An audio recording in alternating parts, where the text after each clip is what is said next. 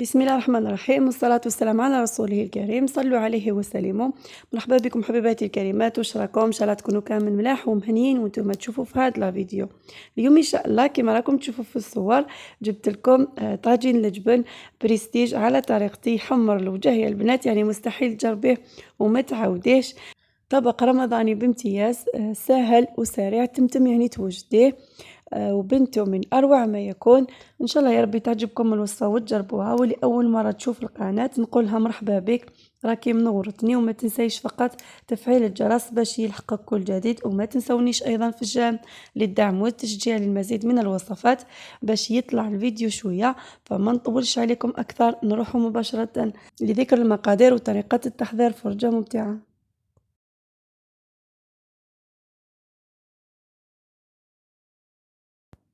بسم الله. اول حاجه واش نحتاج في هذه الوصفه؟ نحتاج هنا تقريبا هكاك واحد 3 ولا 4 حبات بطاطا.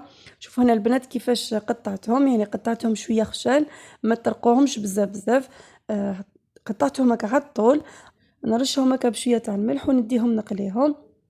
وهنا جبت صدر تاع الدجاج، وكما تقدروا ايضا تستعملوا غير النص، يعني على حسب افراد تاع العائله. راح ندي منه هكا ربع تاع من هذاك الصدر، نخليه هكا تكوتي. دوك نقول لكم واش راح ندير به.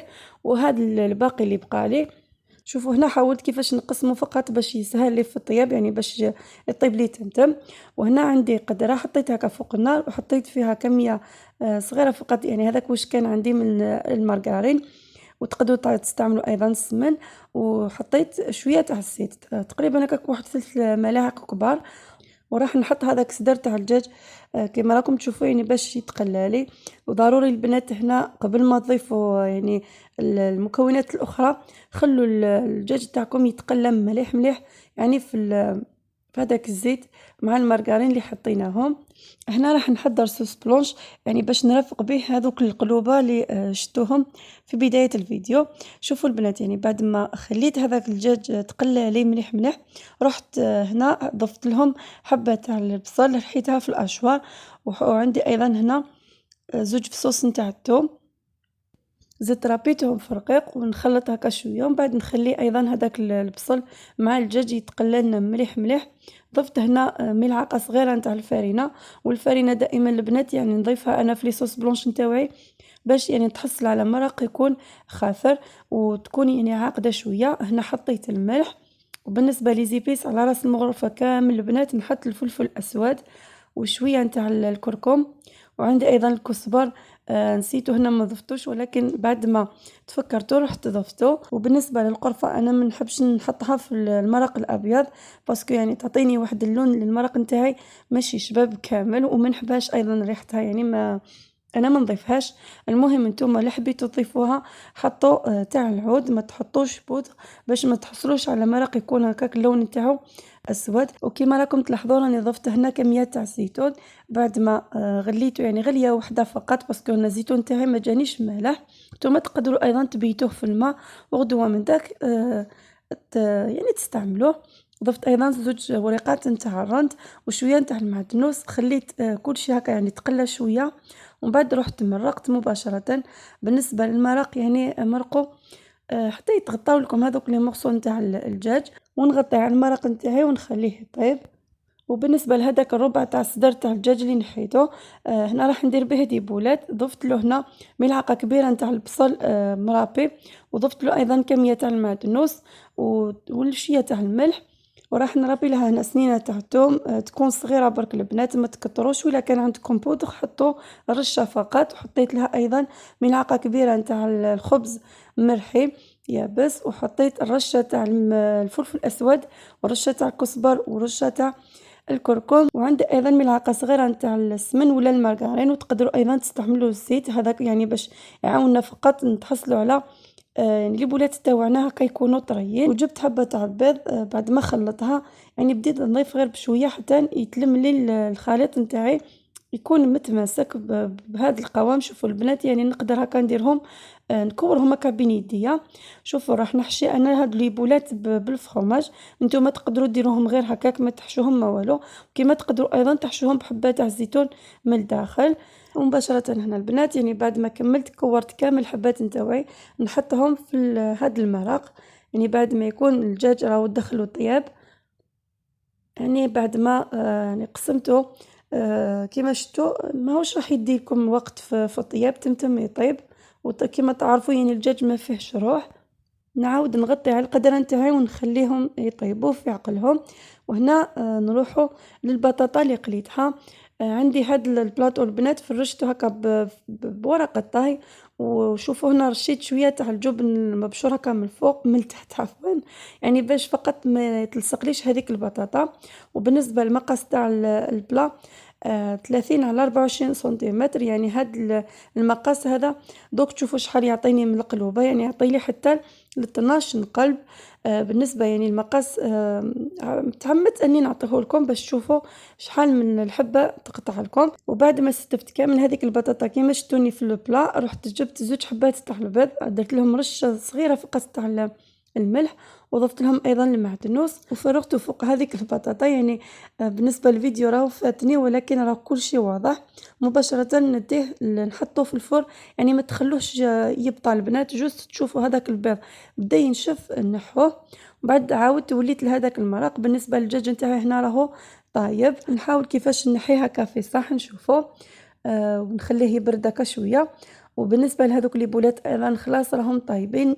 نعاود نخليه هكا شوية برك، يعني غلية ولا زوج فقط باش تزيد تختار لي شوية الصوص نتاعي. شوفوا كيفاش راهي، ونطفي عليها النار. خلاص راهي واجده. نروح نعاود نولي لهداك السدر، يعني هنا ما صبرتش عليه تمتم باش نكمل التصوير. رحت هنا وهو سخون فتته هكا شويه ونحطيته مباشره في الروبو. راح نرحيه البنات، هنا نحتاجو يكون مرحي. هاوليك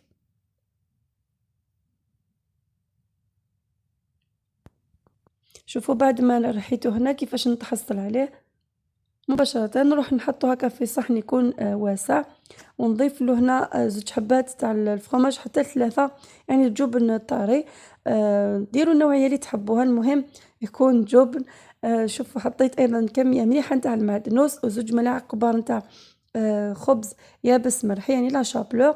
وحطيت ملعقة صغيرة نتاع المارغرين ولا السمن قلت لكم، وتقدروا تستعملوا حتى الزيت. وضفت ايضا كمية نتاع الكريم فريش، يعني تقريبا هكاك واحد الفنجان هذاك الفناج اللي نشربوا بهم القهوة. حطيت ايضا لي زيبيس، حطيت ملعقه صغيره نتاع البابريكا يعني الفلفل الاحمر، ورشه تاع على راس المغرفه فقط البنات، ما تكتروش لي زيبيس تاع الفلفل الاسود وكزبر وكركم.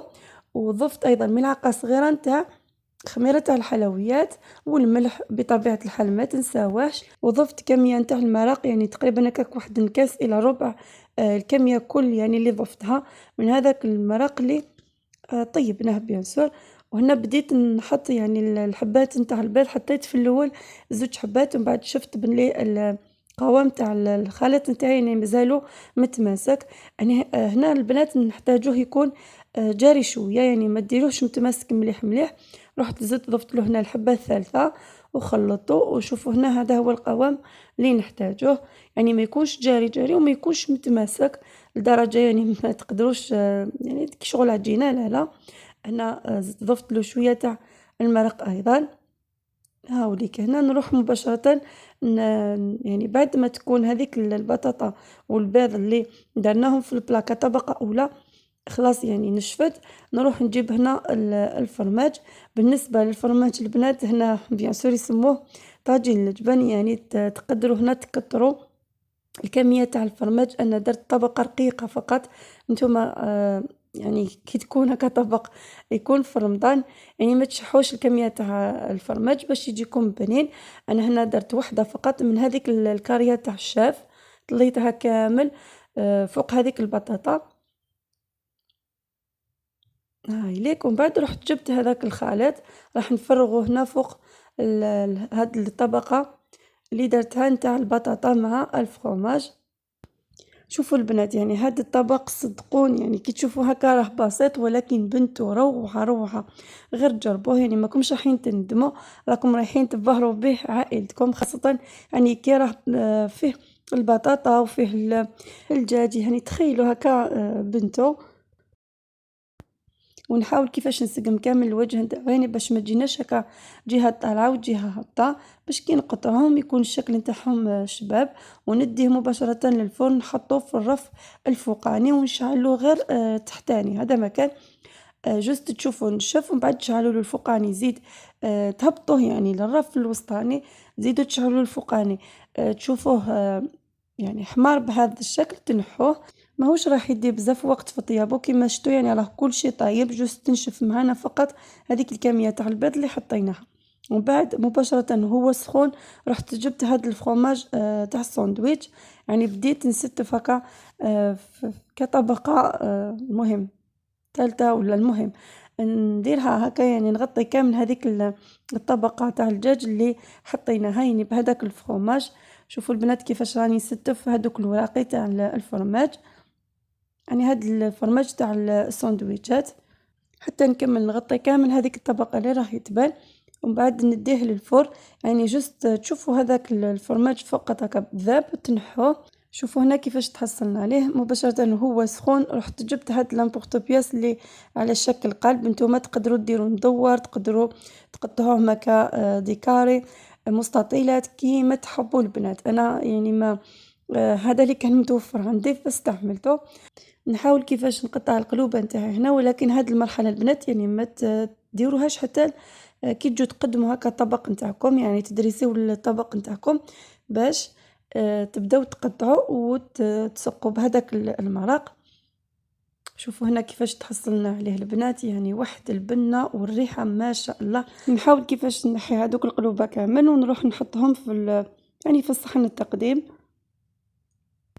اما بالنسبه لهذوك لي بولات اللي طابولي في المراق نحيتهم ايضا، وراح نديرهم هنا في هاد الاعواد، راح نشبح بهم هكا من الفوق كما راكم تشوفوا. شوفوا المنظر تاعهم يعني ما شاء الله.